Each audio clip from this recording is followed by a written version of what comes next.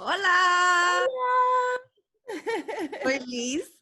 Estoy en Chicago, Illinois, al norte de los Estados Unidos. Soy Alba, reverenda Sex, y estoy en el sureste, en las montañas de Carolina del Norte. Y tenemos con nosotras hoy.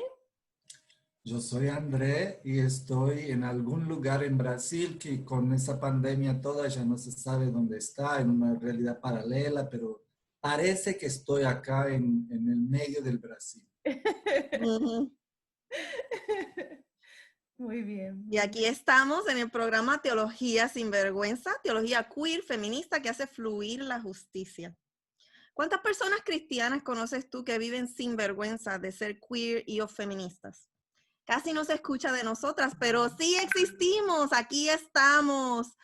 Estamos por todas partes luchando en la academia, en las iglesias, en las casas y en las calles. Luchamos por nuestras comunidades y por nuestras propias vidas. No somos machos, pero somos muchas. Somos queer feministas sin vergüenza de tener fe.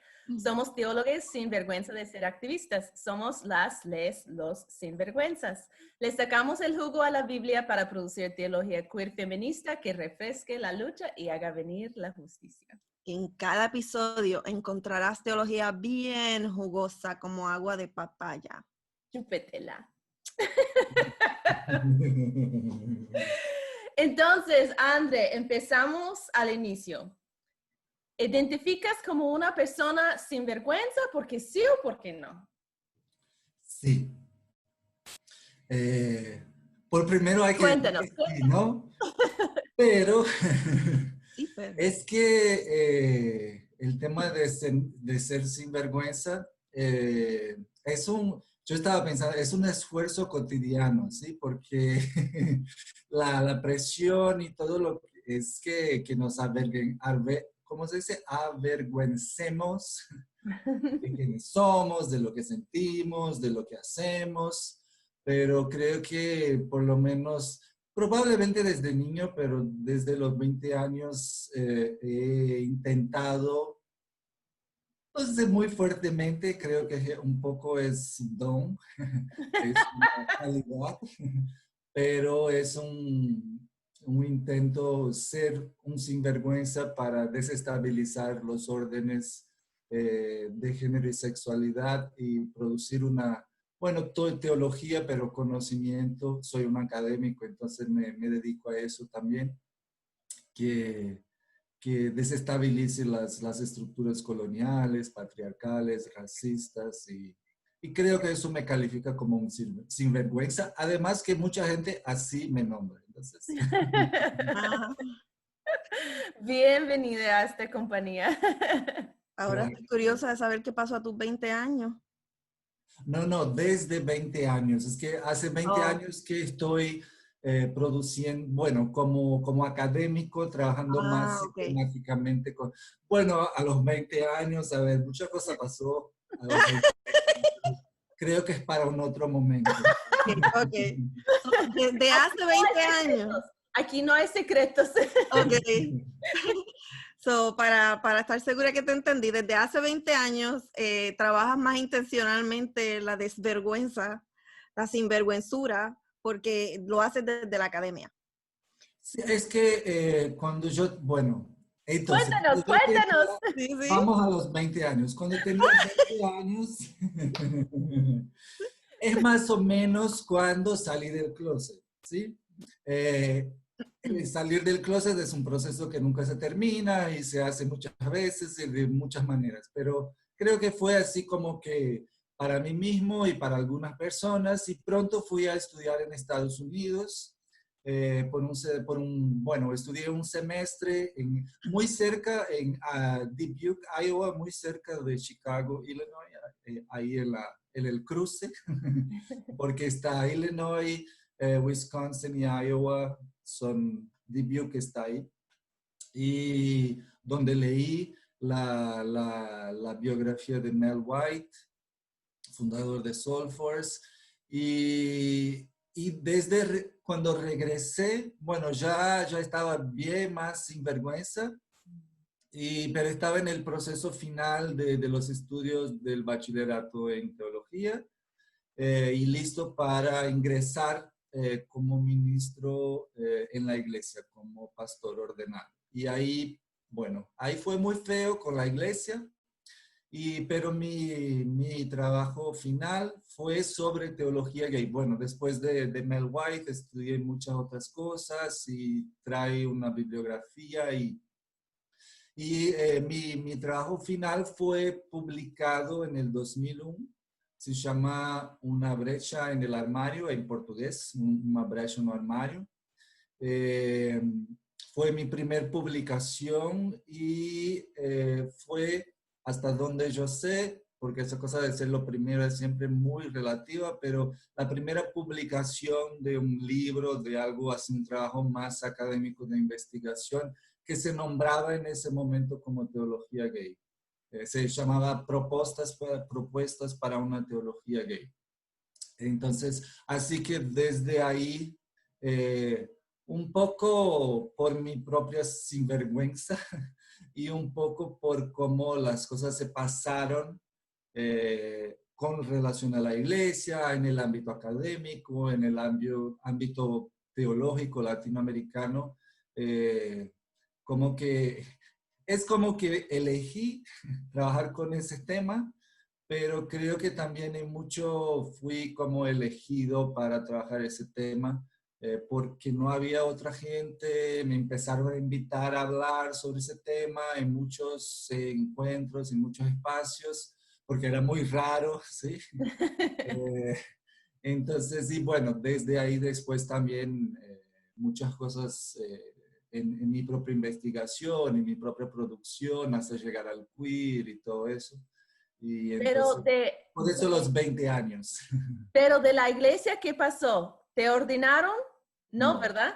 no, no. Cuéntanos un poquito de qué pasó en aquel tiempo, porque eso pasa para muchos de nosotros, hasta hoy en día, tenemos que tomar decisiones de si vamos a vivir como con autenticidad y con lo que nos apasiona, especialmente temas de la sexualidad, de la salud reproductiva, etcétera. Pero ahí hay una decisión, no tanto nuestro, pero a veces sí, pero decidir entre quiénes somos y el camino a una llamada de la iglesia o de la fe cristiana.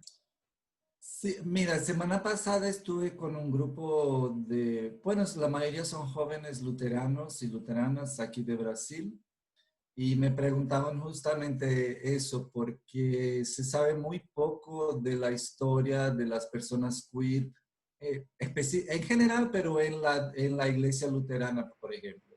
Y como jóvenes LGBTIQ+, eh, no conocen estas historias y querían saber cómo fue y todo eso.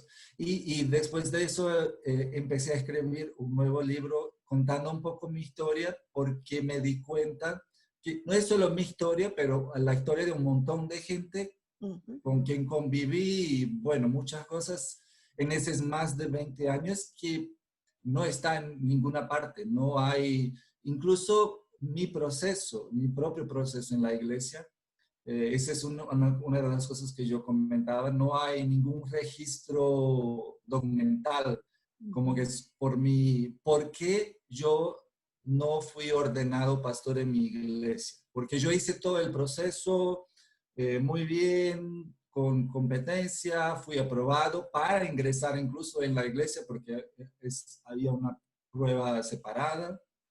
Y bueno, fue un proceso muy feo. Y el tema del no registro es una parte de la violencia que se sufre, porque precisamente no registran las decisiones y los procesos como una forma de no comprometerse y de invisibilizar aún más las violencias que se van causando. Entonces fue un periodo muy feo para mí, muy difícil, porque yo estaba listo para ingresar a la iglesia, para hacer el trabajo como pastor. Tenía un lugar donde iba a ser mi periodo práctico. Tenemos antes de la ordenación un periodo práctico. Y fue así, fue una de las primeras veces que el suicidio entró como parte de una posibilidad, y fue muy difícil. Después, bueno, y después de alguna manera procesar eso, yo seguí más en el campo académico. Por un tiempo aún peleando con la iglesia. Mi maestría fue sobre ordenación de personas homosexuales en la iglesia. Yes, makes La sense. venganza. Sí. Y yo siempre cuento que tengo un buen amigo que le llamé y dice, mira, presenté mi proyecto para la maestría y es sobre ordenación y entrevisté 8 hombres gays que estudiaban, habían estudiado o eran pastores ordenados en la iglesia. Entonces tengo las historias de vida de esos otros Wow. 8 hombres. Y él me dijo, no sé si estás completamente loca o si te tengo que aplaudir, porque así te quitan, te sacan. Y es un buen amigo también y importante en la historia de la iglesia porque fue la persona que envió algunos meses antes de mi graduación, él envió una carta a la iglesia diciendo que, porque era también, se había graduado y estaba listo para ser ordenado. Y él dijo que quería la ordenación, pero quería dar en una iglesia donde él pudiera ser abiertamente gay. Y eso provocó un proceso en la iglesia que después cuando porque bueno, no había ningún documento, nada hablando sobre ese tema en la iglesia, y entonces se sacó de un día para otro un documento de una hoja que después fue usado en mi proceso que tenía, yo siempre digo, es una copia mal hecha del posicionamiento de la ELCA, de la ELCA, porque simplemente sacó la expresión esa, practicing homosexuals, homosexuales practicantes, y ahí está que la iglesia no iba a ordenar homosexuales practicantes. Eso fue utilizado mucho en fue un proceso muy largo, muy duro, muy traumático porque querían saber si yo era un homosexual practicante. Bueno. Y yo creo que eso se relaciona con unos conceptos que tú has desarrollado más profundamente que son muy importantes. La diferencia entre la identidad y la conducta, ¿verdad? Háblanos, explícanos cómo llegaste a eso, qué significa, cómo nos ayuda en nuestras vidas. Yo creo que se hace una distinción, ¿no? Hoy en eso de decir, por ejemplo, de amamos al pecador y en general en lo masculino, pero odiamos al pecado. Es una forma de hacer una separación y decir, puedes ser una cosa y hacer otra cosa. O no hacer una cosa para que no seas otra cosa.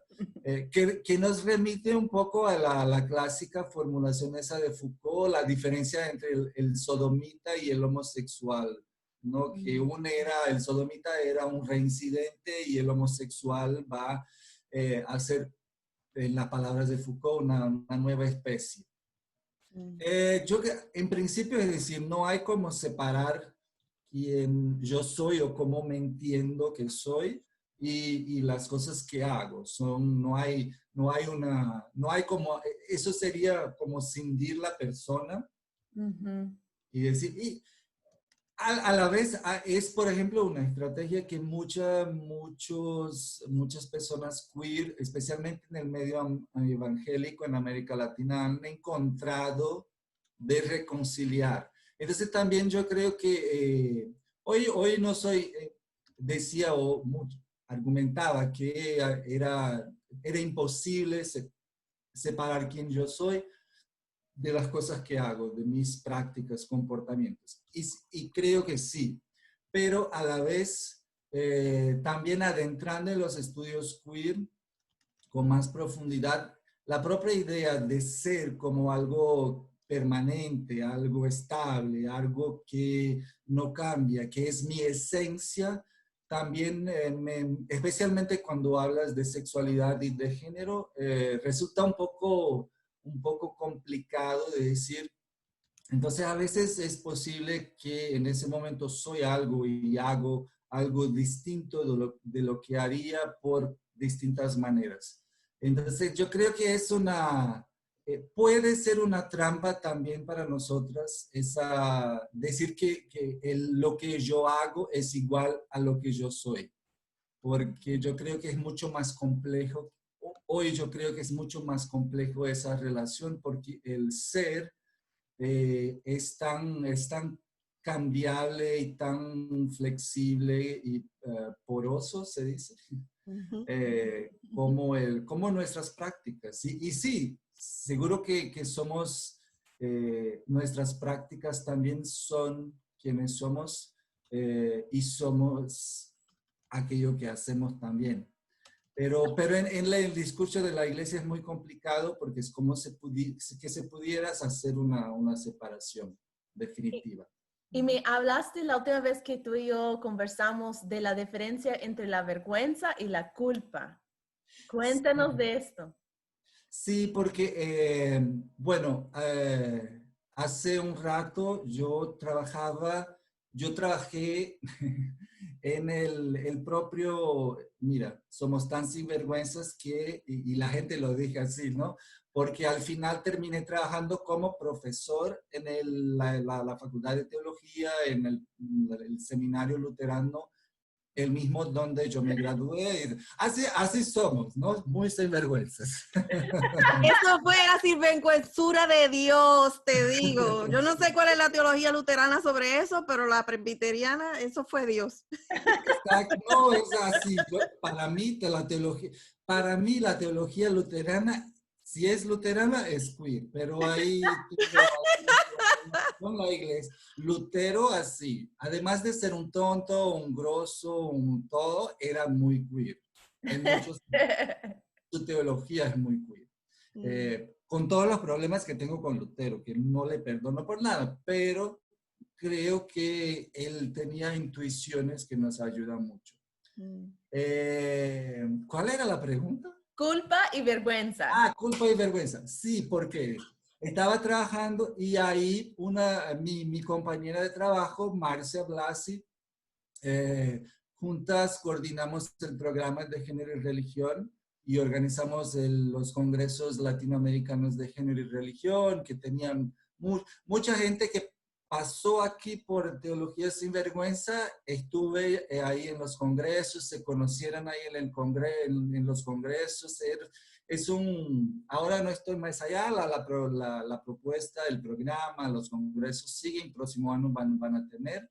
Es creo que ha sido en América Latina uno de los eventos que ha permitido una creación de redes bueno, todo eso para decir, mi compañera Marcia Blasi, con quien coordinábamos el programa de género y religión, hizo su tesis doctoral en ese periodo y trabajó el tema de la culpa. Bueno, empezó trabajando el tema de la culpa, pero a partir especialmente de los escritos de Brené Brown, que hace una distinción entre culpa y vergüenza. Trabajó mucho más el tema precisamente de la vergüenza y el argumento principal que yo me acuerdo, ella estudió, yo leí la tesis, es fundamentalmente que la culpa tiene que ver con algo que hicimos, ¿no? Hacemos algo y sentimos culpa por haber hecho eso. Pero vergüenza tiene que ver con quiénes somos y qué se nos hace creer, especialmente a las mujeres, pero a todas las personas que no están dentro del perfil, de la idea del ser humano ideal, blanco, heterosexual, género, todo eso, rico, bla, bla, bla. Nos hace sentir vergüenza de quiénes somos. Es como que se hubiera algo roto en nosotras desde partida. Y eso nos hacen creer. De tanto decir que somos débiles, que son frágiles, que hacen las cosas mal, y que nos hace el sistema y todo lo que incluye, incluso en la religión, nos hace sentir como si tuviese algo equivocado con nosotros. Entonces, la vergüenza sería esa cosa más profunda, ¿no? Que en general hablamos especialmente las mujeres de culpa, que sentimos culpa por eso, que no hicimos bien, y esa distinción ayuda también a pensar y reflexionar y también, bueno, reorganizar y pensar dónde está la culpa y dónde está la vergüenza. Y en ese sentido, superar la vergüenza sería el desafío más difícil. Por eso creo que dicen en el principio que es un ejercicio diario. Es como Lutero hablaba del bautismo, ¿no? Es como una conversión diaria. Todos los días tenemos que... Alice Walker habla mucho de eso cuando habla sobre resistencia, que es Emily Towns, todos los días como una mujer negra, acordar y decidir vivir es un acto de resistencia y es una forma de superar esa vergüenza que es como impregnada y que es difícil de quitarse. Sí, por eso estaba pensando el otro día, estábamos en una conversación de Open Democracy con una compa en Kenia, en Democracia Nairobi. abierta. De democracia abierta. Una compa, sigue. Gracias. Sí, gracias. Y ahí estamos conversando de este mismo, que parte de lo que hace la iglesia es poner una vergüenza que está tan tejida en el ser que algo está malo conmigo, que para quitar la idea de que es posible que la teología fundamentalista está mal o que Dios realmente no hizo un error conmigo o que yo no estoy como desordenada, es una de las cosas más pesadas y como el primer paso en reconciliar el ser, la autenticidad con la identidad de género en este caso o con la sexualidad. Sí, yo estaba pensando que tiene mucho que ver con aceptarse a uno mismo, entonces, ¿verdad? Entonces, Y Andrés. ese es el tema Oh. Por eso es como que el tema de ser sinvergüenza, ¿no? Es como que un imperativo ético y moral, ¿no? Es como que si no estás en eso, mejor que te acostumbres, mi amor, porque tú no te ves como una sinvergüenza, el mundo te ve como una sinvergüenza, ¿no? Y entonces como bueno, es parte de la metodología queer también, es como que precisamente hacer ese cambio de salir del lugar donde esas expresiones como sinvergüenza te son puestas como una forma de violencia y ahí en el proceso Foucaultiano y butleriano resistir con el propio lenguaje y decir si soy un sinvergüenza y qué, ¿no? Exacto, viste, ahí tienen personas que nos escuchan, esta es la razón por la que yo decidí decir soy puta y qué, no voy a seguir peleando con el mundo porque el mundo así me ve y no tengo nada más que decir al respecto. No es cierto, pero allá ustedes. Queremos saludar a quienes nos están escuchando. María de Lourdes Hernández Salinas nos da saludos desde México y nos da las gracias por haberte invitado, Andrés. Esther Pérez está dándonos saludos y diciendo que ella también se identifica como una sinvergüenza. También nos saluda Elizabeth Ruiz desde Puerto Rico. Elaine Saralegui Caraballo nos da saludos desde Cuba. Y aquí estamos, y quiero, Elise Elaine, una de nuestras fanáticas número 1. También es cubana. También Sí. de Cuba, sí, también de Cuba. Entonces, además de ser experto o una persona experta en teología gay, entiendo que eres experto en teología indecente. Y una de las personas que popularizó el concepto de teología indecente fue Marcela Althaus Wright, y entiendo que en algún momento la conociste personalmente. Yo soy fanática de ella, así que por mí me gustaría que me contaras todo lo que sabes de ella, pero por hoy conformémonos con que nos expliques un poquito qué es eso de teología indecente, qué fue lo que Marcela hizo y dijo sobre eso, cómo tú has expandido ese trabajo. Y sobre todo, si puedes también abordar, porque Marcela, la teología y teoría que Marcela ha expuesto ha sido un poquito que la gente o la ama o la odia, aún entre las comunidades queer, ¿verdad? Así que cuéntanos de eso. Sí, bueno, Poquito. si quieres leer, yo escribí un poco de mi relación con Marcela en un libro que Mark Jordan y Lisa Isherwood organizaron después de que falleció. Dancing Theology, bueno, El de los kinky boots, de las botas kinky, sí. ese mismo.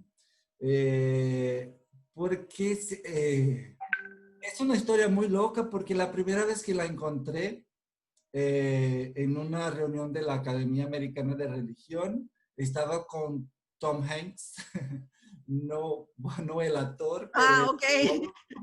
Ok.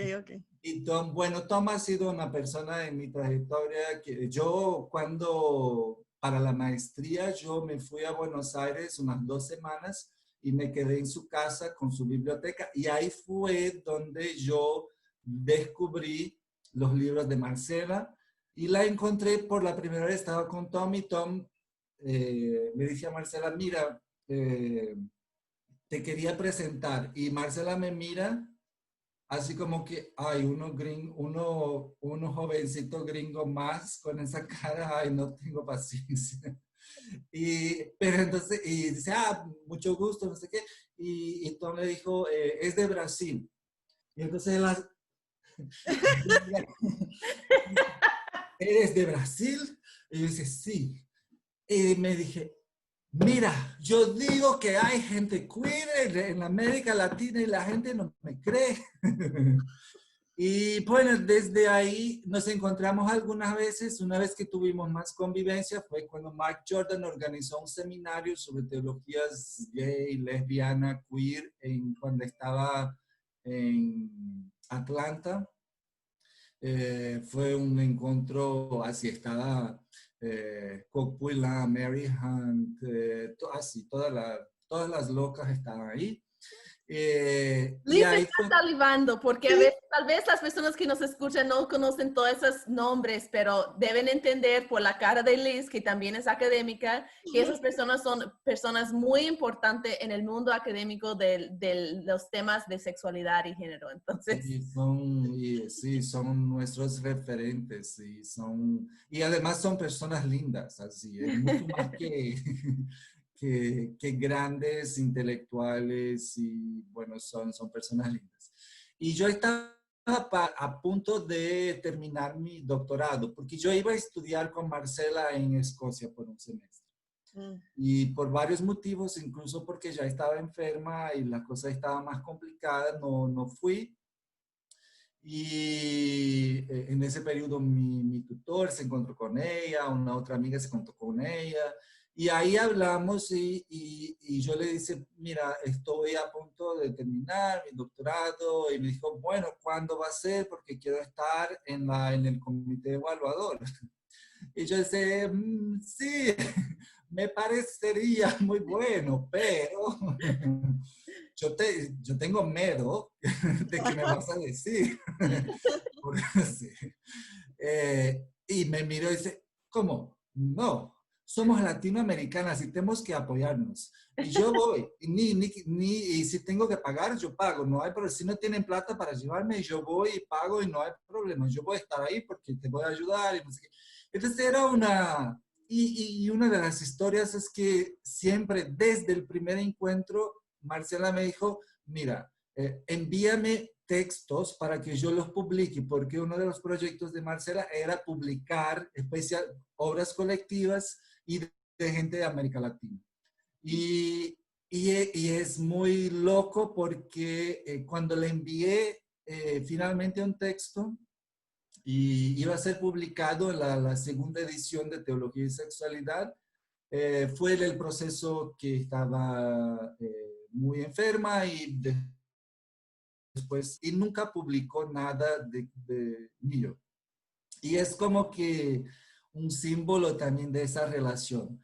Pero eso así en el personal, porque hay muchas leyendas y muchas cosas sobre Marcela, y era una persona increíble, loca, muy loca, pero que tenía un compromiso y una conciencia y en la reunión de la academia en Washington, ella y Mary Hunt, yo fui a presentar un trabajo en el grupo sobre masculinidad incluso. Y ella y Mary Hunt llegaron en el solo hombres, porque era sobre masculinidad, bueno, había otras mujeres, y se sentaron en la primera fila y dijeron, estamos aquí para apoyarte. Así somos las latinas y los latinos, aun cuando tenemos esa cara como yo la tengo. Pero es como que después estaba estaban las dos en un panel que era periodo electoral y una chica le hice una pregunta a Marcela sobre, bueno, pero ¿cuándo sabemos que es realmente liberación? O cuando, por ejemplo, algunos grupos pueden decir, por ejemplo, no sé si utilizó, pero me acuerdo de eso, grupos nazis que pueden decir que están hablando desde su experiencia, es una experiencia de liberación. Y Marcela, es como así, lleno, un auditorio, era el programa de esa reunión. Y, y Marcela miró como que, no entiendo la pregunta, porque si en América Latina sabemos lo que es liberación, así no hay cómo equivocarse. No sé cómo te puedes imaginar. Y entonces, y en mí fue así, esas cosas de la relación, de encontrar, y siempre muy, muy así. Pero eso, Marcela, yo ahora fue traducido para el portugués Queer God, y yo hice la presentación, y yo le digo a la gente siempre, mira, ahora tengo estudiantes que están leyendo, cuando vas a leer Marcela, eh, por lo menos la primera lectura la tienes que hacer un poco así sin el compromiso académico, porque si no, no entiendes a Marcela. Ese es un poco lo que me parece la gente que no entiende a Marcela, es porque la lee de una manera tan seria y no porque ella te toma y eso, si no entras en la danza con ella, y es una danza muy erótica, es una danza donde las manos van por cualquier parte, pero si no permites que ella, por su texto, haga eso contigo, no vas a entender, Marcela. Hay para leer Marcela y por eso yo creo que para mí sigue siendo el principal referente en la teología queer o los nombres que queremos dar, porque aún hoy para mí es la única que logró de una manera así increíble articular el campo feminista con el campo gay, lesbiano, queer, con lo más, no sé, lo más profundo de la teología de la liberación latinoamericana. Y por eso ahora yo estoy a veces yo hago esos sonidos porque el español después de algún tiempo me cuesta, ¿sí? Porque mi idioma natural es portugués. Si hablamos portugués es más fácil. Lo estás haciendo Pero súper bien. Sí. precisamente uno de los proyectos que compartí con Alba, que tenía ya algún tiempo y ahora salió, es una colección, se llama Colección Teología y Religión del Bolsillo. Y dentro de esa colección tengo una serie que se llama Ensayos Teológicos Indecentes, porque para mí el concepto de indecencia aún es muy, yo creo que no hemos sacado todo el jugo, ¿sí? De la papaya, de las papayas.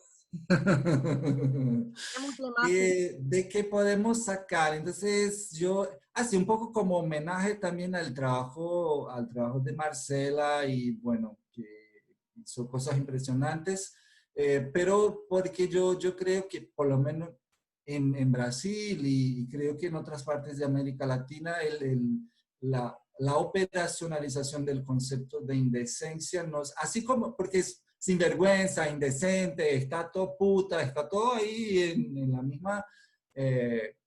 ay, mira, estoy con no se puede ver, pero estoy con...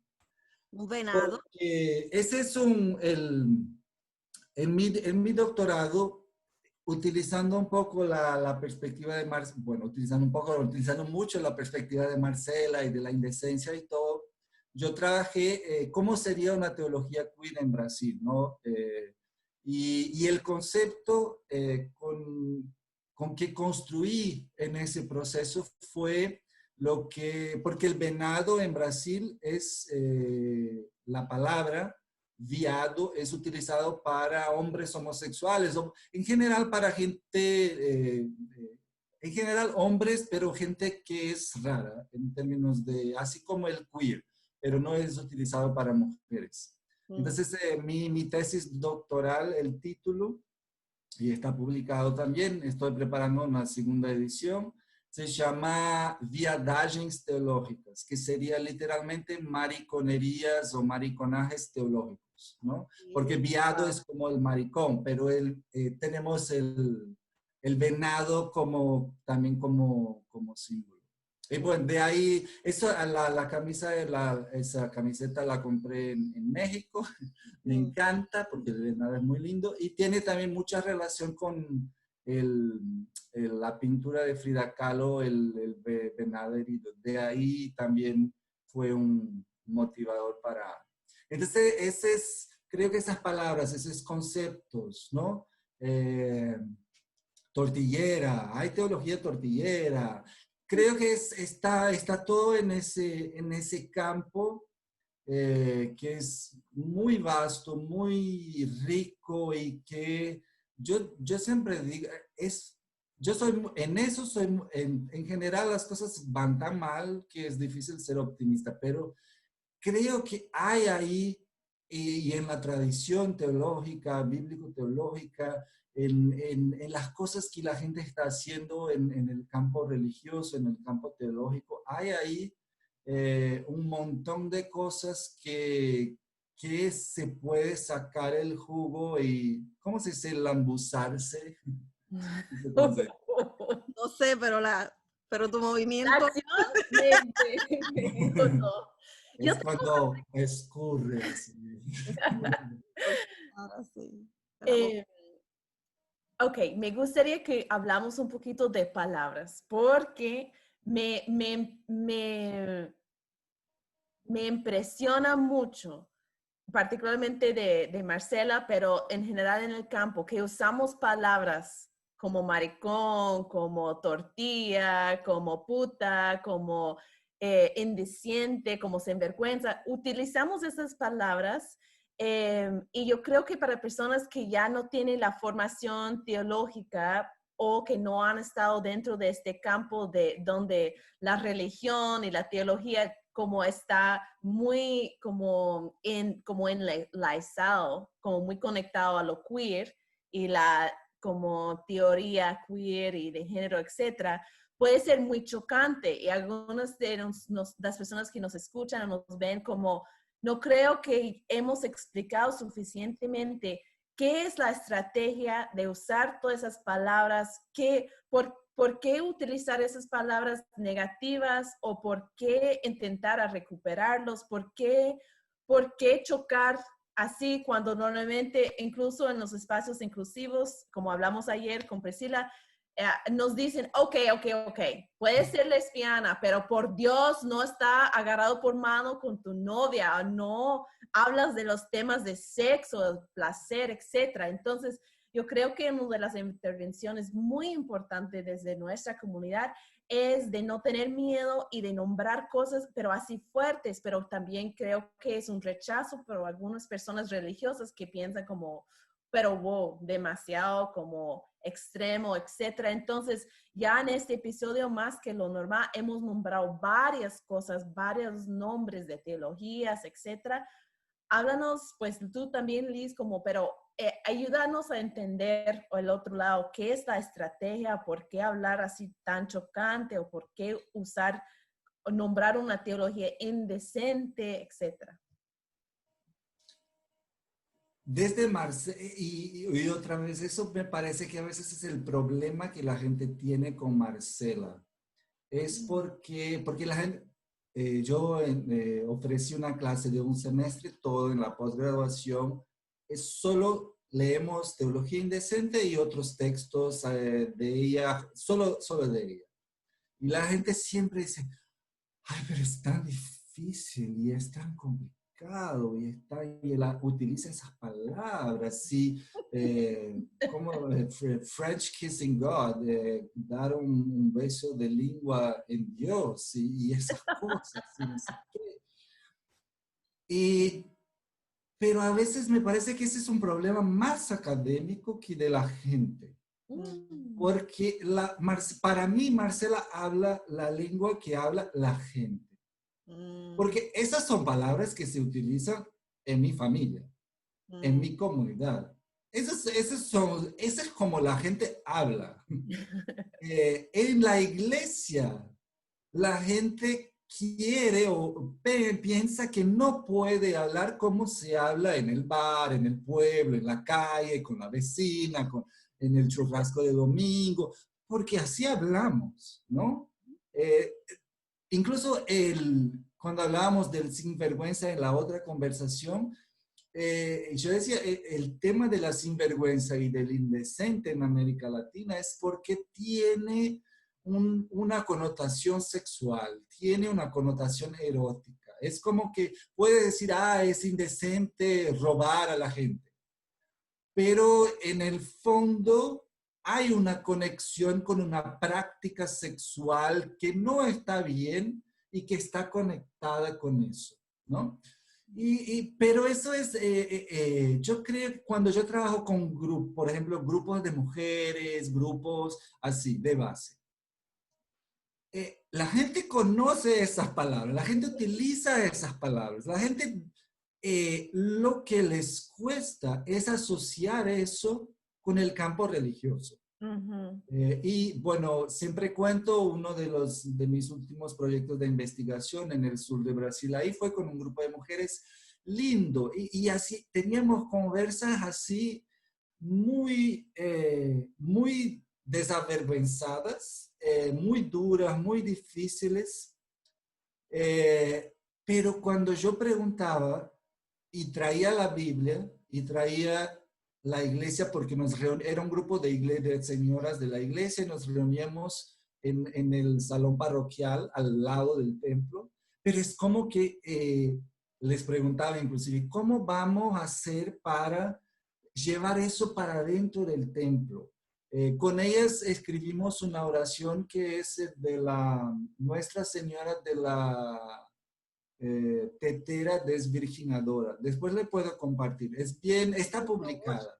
Y es a partir de una historia que ellas me contaron, de algo que pasó con la hermana de una de ellas, que se fue desvirginada por una tetera en cuanto caminaba en el campo y toda una historia y cómo esa era una estrategia para resistir al patriarcado y a las situaciones cotidianas que vivían esas mujeres. Entonces, sí, hay una estrategia política, hay una estrategia de, utilizar esas palabras con las cuales no quieren ofender contra ellas mismas y sacarle el poder ofensivo. Es decir, ya no me ofendes. Y eso cualquiera puede hacer el ejercicio. Por ejemplo, si yo siempre digo, estoy caminando en la calle, alguien me llama, ay, maricón, y yo le digo, sí, ¿qué? Y la gente ya no sabe más. ¿No? Sí, claro, hay espacios seguros donde se puede hacer eso. Yo siempre digo, no voy a hacer eso si estoy caminando solo en la calle a las 3 de la mañana, que difícilmente voy a hacer eso porque hoy día ya me duermo muy temprano, pero imaginemos que voy a la calle a las 3 de la mañana y me encuentro con 3 hombres grandes, fuertes, me llama maricón, yo simplemente me desaparezco, no les voy a confrontar. Porque la contrarrespuesta puede ser y muchas veces es muy violenta. Precisamente porque no aceptas el lugar donde te pone. Entonces, es una estrategia de cuestionar y que es muy eficiente para desestabilizar los sistemas de poder. Pero también ahí hablamos muy difícil. Pero es eso, es decir, en mi comunidad, ay, mira, ay, ahí está el mariconcito, sí, mi amor. ¿Y qué? Chúpatela. ¿No? Esa palabra hay algunas palabras, cada idioma tiene sus palabras que son, sus expresiones que son propias. María de Lourdes Hernández Salinas nos dio la definición de que ahorita estaba buscando, embarrarse, untarse, esa agua de la papaya. Quiero darle saludos a Rina Ramos, que dijo yo, y después dijo y yo, y me imagino que se refería a las dos cosas, que se identifica como sinvergüenza y que es fanática número 1 también, que tenemos 2 fanáticas número 1 de Teología Sinvergüenza, y Rina Ramos es también una de ellas. Y María Ruiz nos da saludos desde Joyuda, Cabo Rojo. La estás pasando bien, mamita, lo sé todo. ¿Y quién más nos está dando salud? Oh, esta, mira qué bonita. Isabel Martínez Rocha nos está afirmando que así es como hablamos. Janet Juanita dice, me encanta hablar así, puede acercarnos más a Jesús, pues se quita el lenguaje religioso por el cotidiano, que es como verdaderamente nos expresamos. Y Jesús está ahí en el lenguaje indecente. Amén. Aleluya. Eso sí, por eso también yo creo que yo terminé nombrándome Reverenda Sex, porque poner dos cosas que no deben. A ver, Alba, ¿por qué te nombraste Reverenda Sex? Es un poco por eso, ¿verdad? Porque yo, como una persona queer, con una persona que estudio, enfoco la ética sexual, la ética de ser queer y también qué tiene que ver con la supremacía cristiana y todo eso, ya topamos siempre con terminamos con el cuerpo, el placer, la culpa y la sexualidad. Entonces, después de suficientes conversaciones que termina en preguntas reales como, ¿qué hago porque no puedo masturbarme, porque me siento como tanta culpa o que no puedo dar y recibir placer?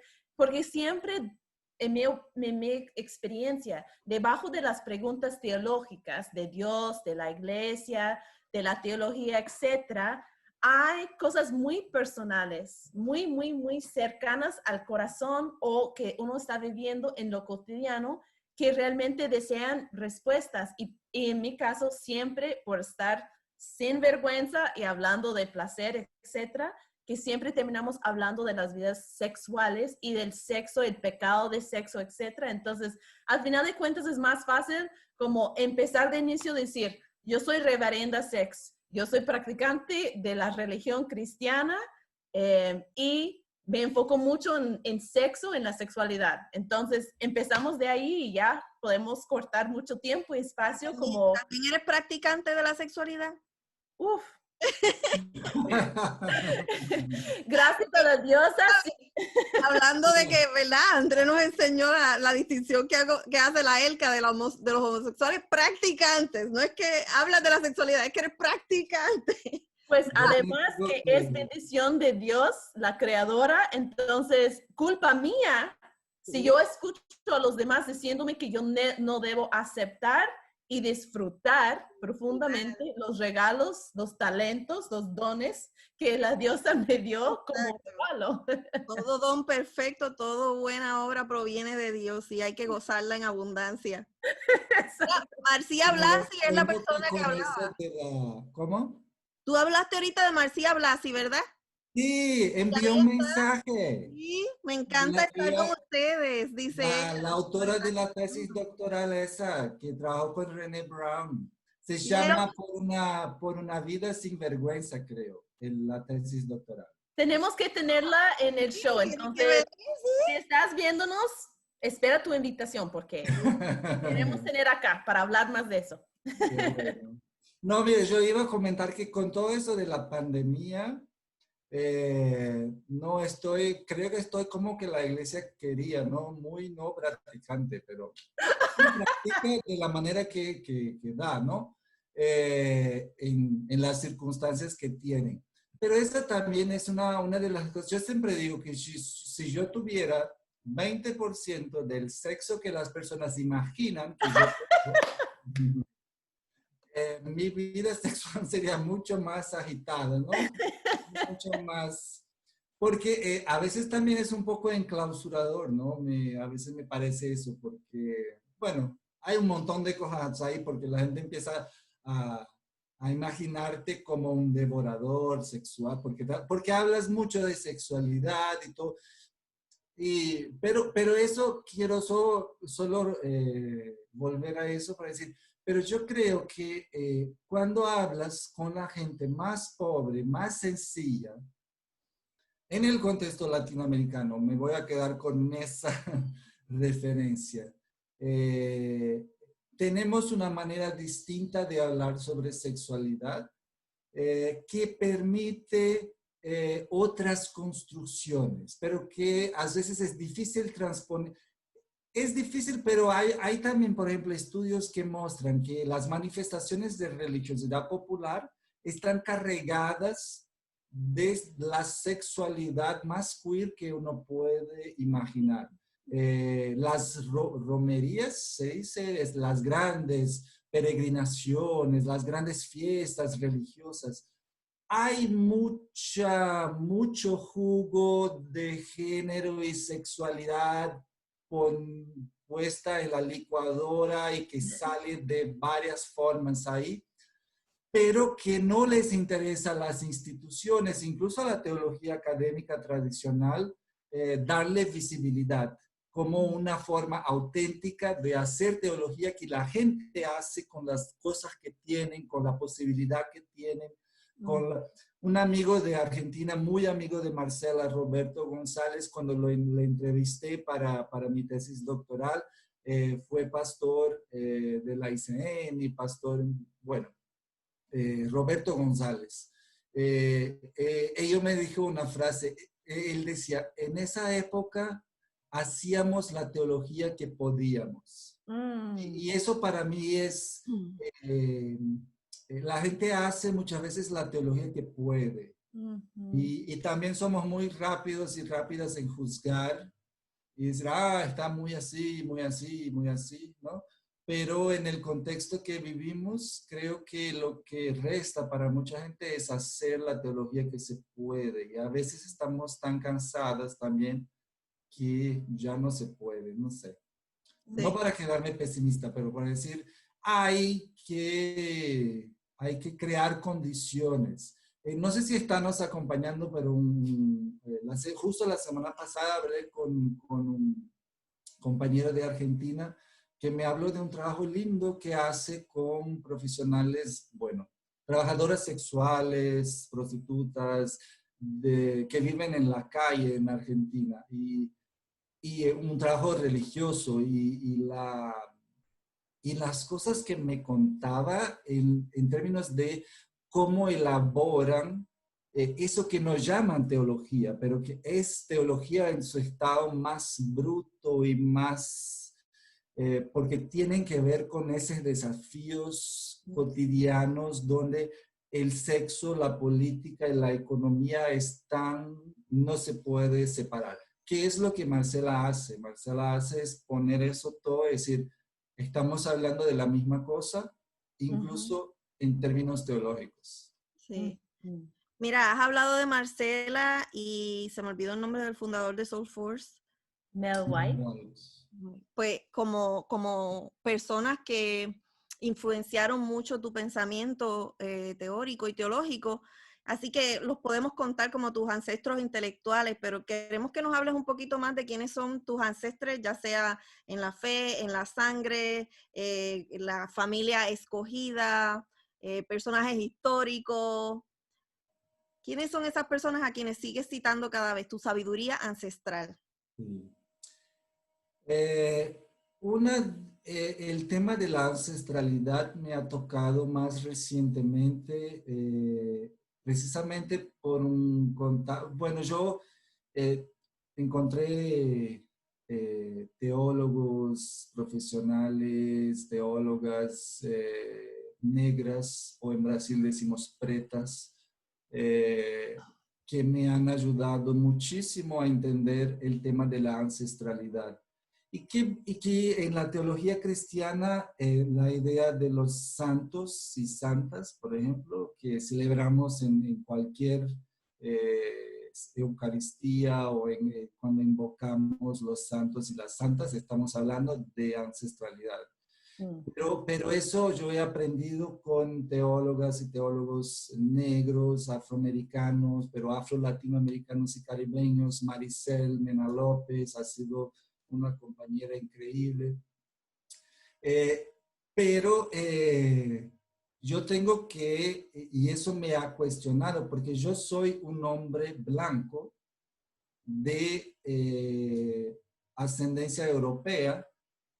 Soy descendiente de inmigrantes que vinieron a Brasil en la segunda mitad del siglo XIX, y llevo en mi cuerpo. Yo hablo así, mira mi cara, mis ojos. Así. Cuando estuve ahora en Estados Unidos, en Boston, yo entro y voy a cualquier parte porque soy blanco, porque tengo esa cara. Y tengo que hacerme consciente de que eso es generador de privilegios.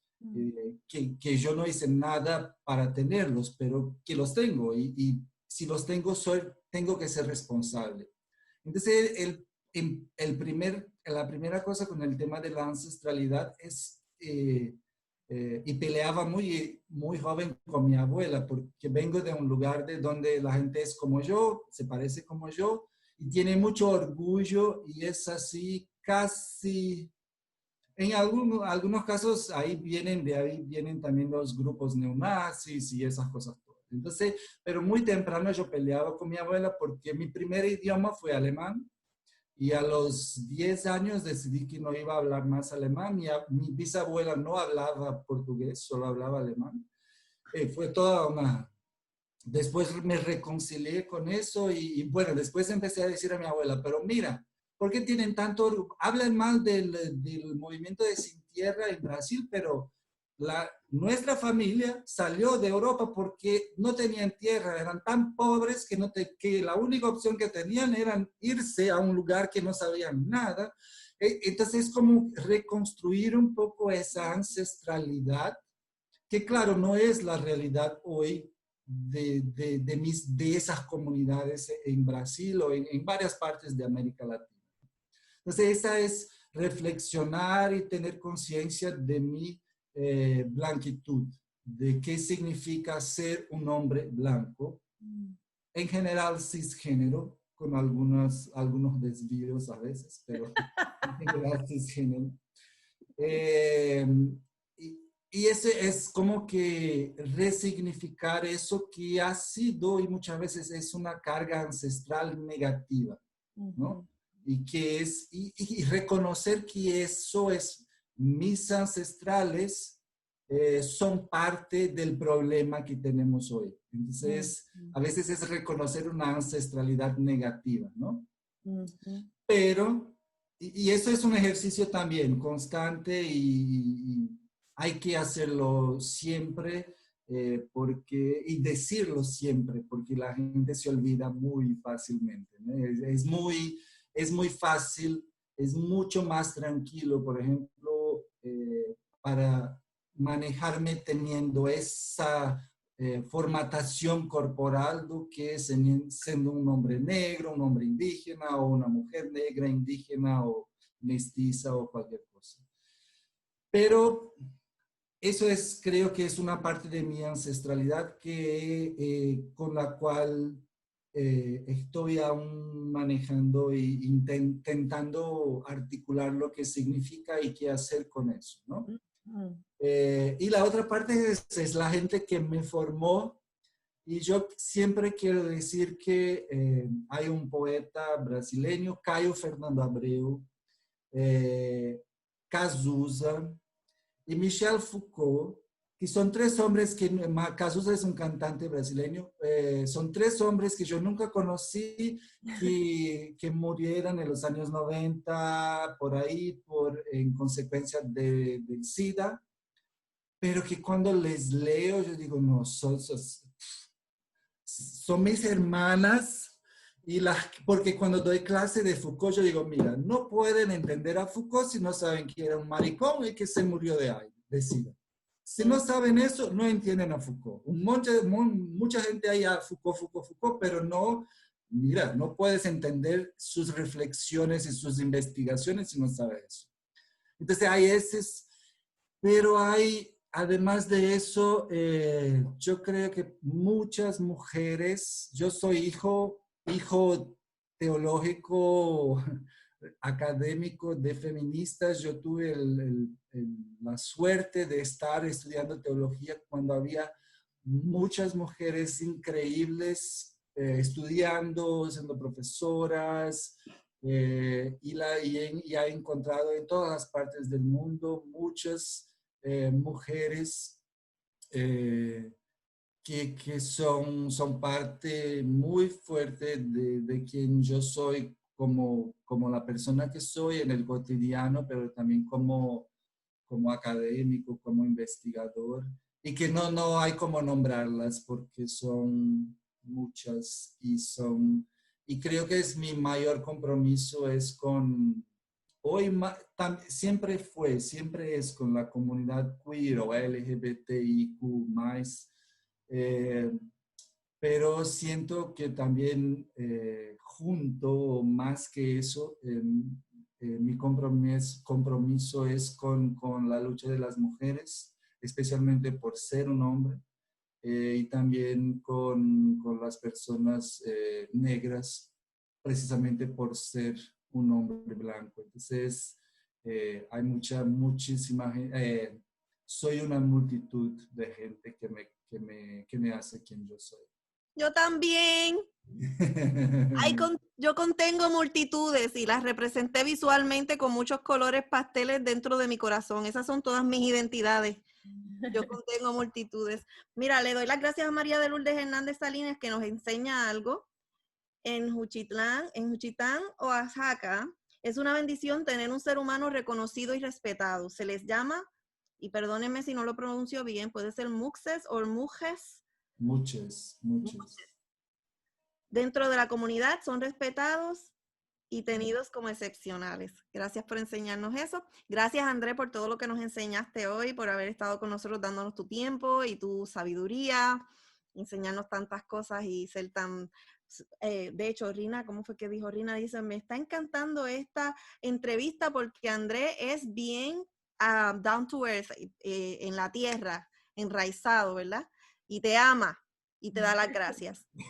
Gracias. Y le pedimos a la gente que ama esta entrevista que la comparta generosamente, va a quedar ahí grabada, así que por favor, compártala a través de las redes sociales, síganos a través de las redes sociales usando el hashtag Las Sinvergüenzas en Facebook o Instagram y también en las redes sociales con @teosinvergüenza. Ay, André, un placer siempre hablar, reír contigo y pues gracias por tu trabajo inmenso durante tanto tiempo y un abrazo grande. Para las personas que no conocen, nos pueden encontrar en varios episodios e incluso la semana que viene vamos a tener otros. Y por favor, que estén pendientes a nuestro próximo episodio para que conozcas a otra teóloga sin vergüenza de ser activista. Somos las sinvergüenzas. ¿Eres tú una de nosotras? Chúpatela. Gracias, André.